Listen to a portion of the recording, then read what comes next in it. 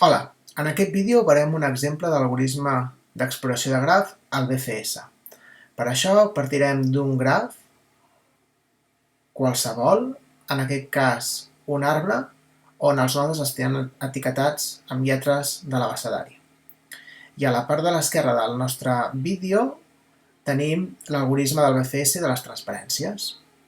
Fixeu-vos que el pas inicial, el pas 1, ens diu que etiqueteu el v sub 1 amb un 0. El v sub 1 serà el vèrtex inicial a partir del qual nosaltres explorarem el nostre graf. Fem-ho. Doncs v sub 1 diem que és el vèrtex G i l'etiquetem amb un 0. Dieu que J és igual a 0, això és el que ens diuen al pas 2. El pas 3 ens diu, a partir del vèrtex etiquetat J, és a dir, el vèrtex G, cerqueu tots els vèrtexs no etiquetats i que siguin adjacents. En aquest cas només tenim el vèrtex H. Si no hi ha cap vèrtex adjacent, ja hem acabat. No és el cas. Etiqueteu tots els vèrtexs trobats en el pas anterior amb un J més 1. El vèrtex que hem trobat en el pas anterior és l'H. L'etiquetem amb un J més 1, per tant l'etiquetem amb un 1. Incrementem el valor de J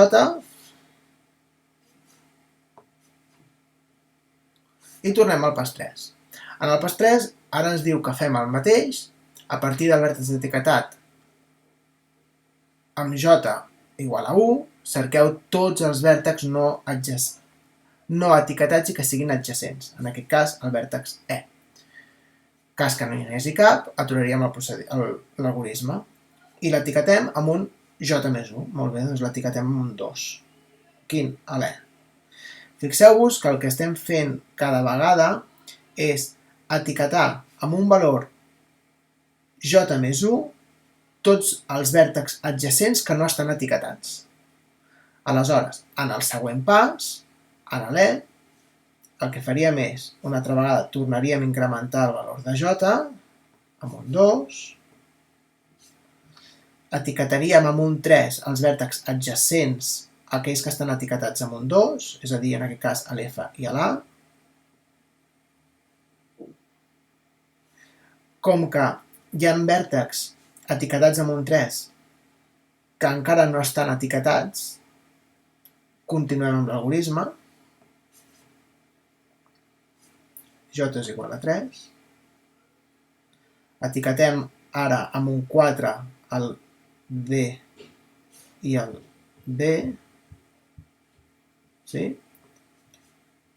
Com que encara tenim vèrtexs no etiquetats i que són adjacents als J igual a 4, incrementem el J amb un 4 i etiquetem el C amb un 5.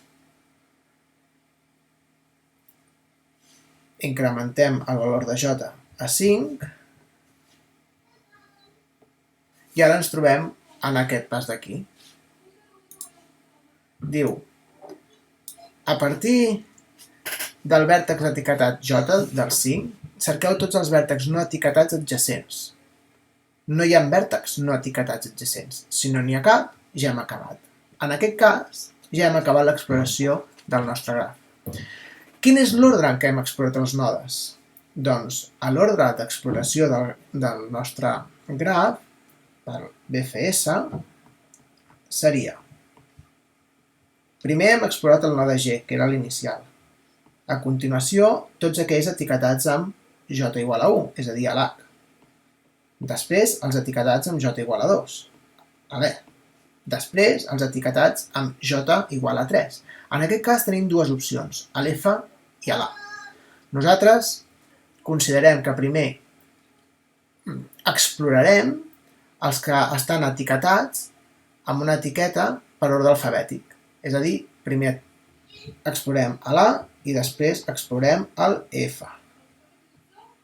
Després explorem els etiquetats amb J igual a 4, en aquest cas el B i el D utilitzant el mateix criteri, i ja finalment el C.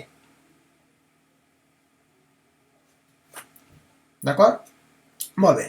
Fins aquí l'exemple de l'algoritme d'exploració de graf al BCS.